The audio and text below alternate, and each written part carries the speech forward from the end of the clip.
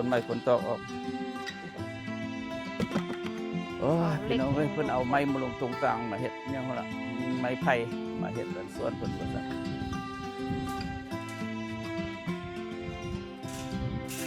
ตัวยาวออกให้เพิ่นก่อน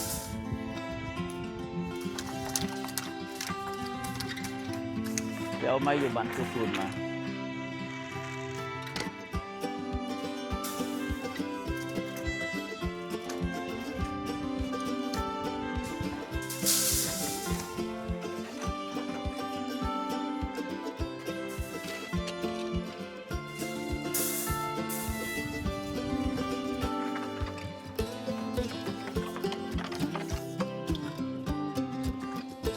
เอาไว้การใส่อันนั้นทางยาวคนจะเห็นนั่นส่วนทางไม่ตัวมักตัวเรามักเห็นไว้ส่วนในตัวนี้พี่น้องเลยตามนำกันเด้อมีอย่างแหละตามภาษาชาวบ้านเห็ดเห็ดส่วนใส่หุบใส่หอยให้เบิ่งไปชีวิตประจำในการเป็นอะไร โอ้ยบอลงก็ไปเลยละวะเอาไปเป็นหำแล้วบอเนาะเอาไปเชิญเล่มมาอย่างเนาะ อันนี้ไปเฮ็ดขลามก็ได้บ่ อยากลามก็ลามก็อยากลามก็บ่ต้องลามเอาไล่ๆไปก็เดี๋ยวเอาไป สิสมกันเพิ่นนี่อันร ร ถ ถ มันก็สิ เอา เอา อัน ถอย ยาว ขึ้นกับบ่ถอย เอาอันยาวกัน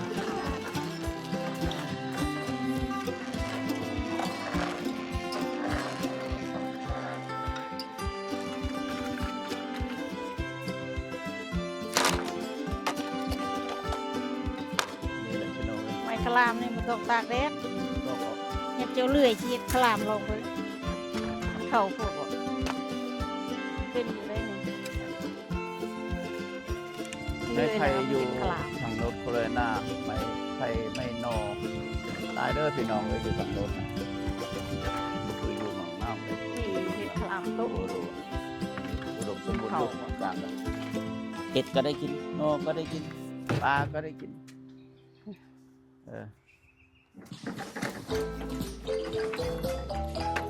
โอ้ยเอารถเข้าก่อนเลย เอาตกลง ในสมอง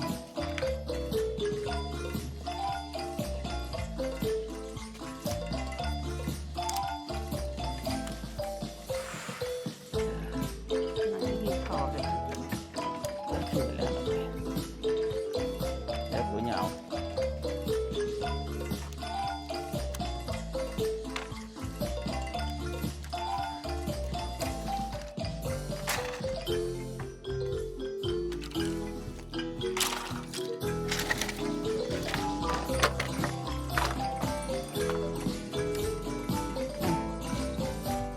เขาเห็ดเดียว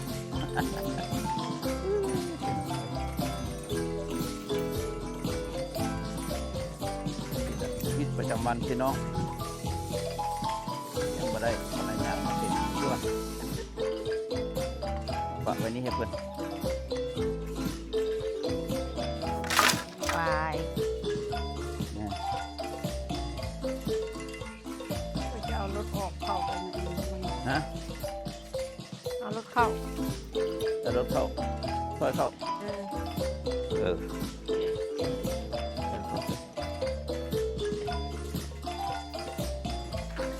มันบังมันจะไปเห็นน่ะ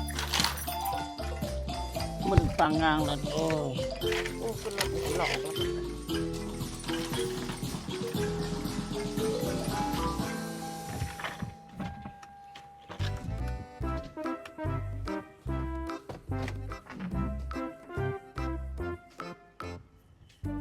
ไปอีกไปเอาไป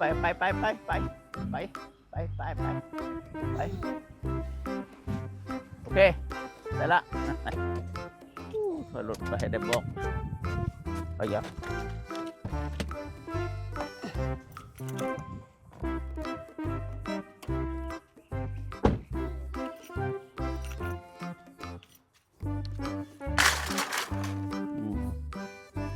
เดี๋ยว โอ้แบบไหนอะเขา สั้นมาลงตุงนั่งบัดนี้นะ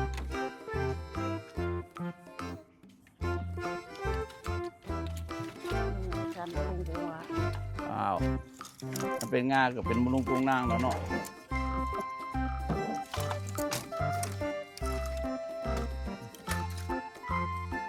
บอกลูกชายมาซอยเดี๋ยวก็บอก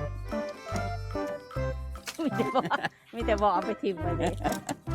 ฝ่ายก็พอแล้วอีก เอามาย่างสิว่านี่เงินบุกประมาณหก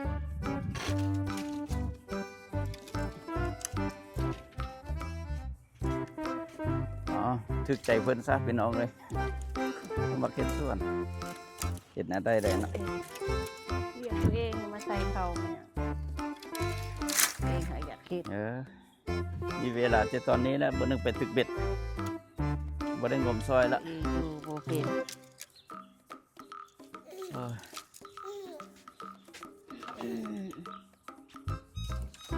บ่แม่นเรียกเขาตัวเองอยากคิดมาบอกให้เขาช่วยกัน อืม มาโทษเขาก็บ่ได้ คนบ่มาซอยไก่คนเอาไปทิ่มใส่ยุง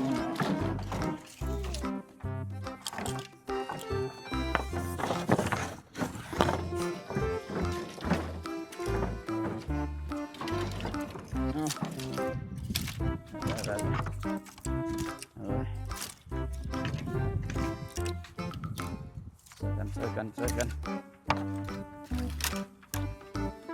เดี๋ยวนี้ส่วนก็ยังเป็นดินเป็นตอนอยู่เนาะ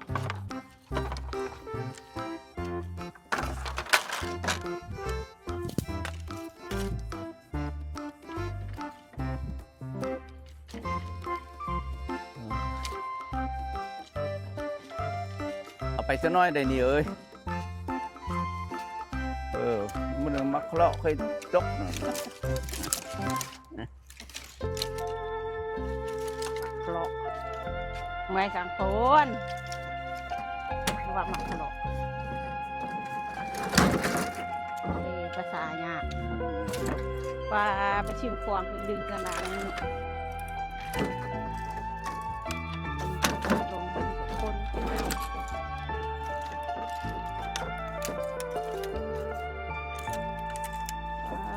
หยามเสร็จ เพราะว่าเฮ็ดส่วนไม่ยังก็แพงเขายากมากแพงพี่น้องเว้ยบ้านเมืองก็เป็นเสื้อเป็นเสื้อก็ดีอยู่คนก็พี่ข้างซื้อกินก็บ่ไหวแพงไหมเพชรทุ่งหนึงก็5 ดอนละบ่มีละทุ่ง2 ดอน3 ดอนแบบนี้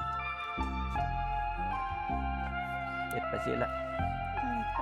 ต่างเอ็กซ์ไซส์ กัดตุกคูนตัวลงแล้วว่ามันผักนะพอเอาขึ้นไว้ถึง ไว้แล้วก็ปางอ่างยุ่งละ อื่นเช้าจังเฮ็ดมันห่อนโพด ฮะ อื่นเช้าจังเฮ็ด เอาลงไปหันก่อนแล้วค่อย อื่นเช้าจังคนขึ้น หิ้วเข้าเลยเด้อ นั่นนั่นทันเลย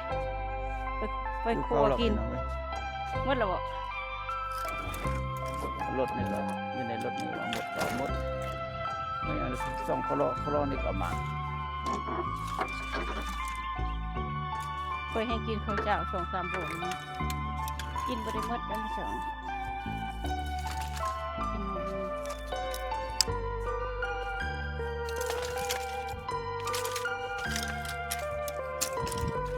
โอเคกินเอาไว้ท้ายสุดท้าย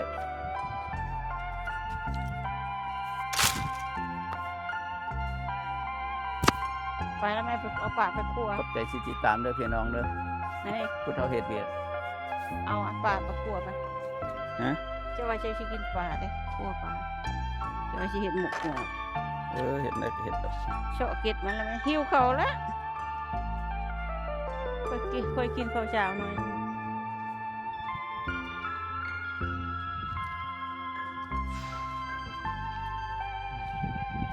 โอเค see you bye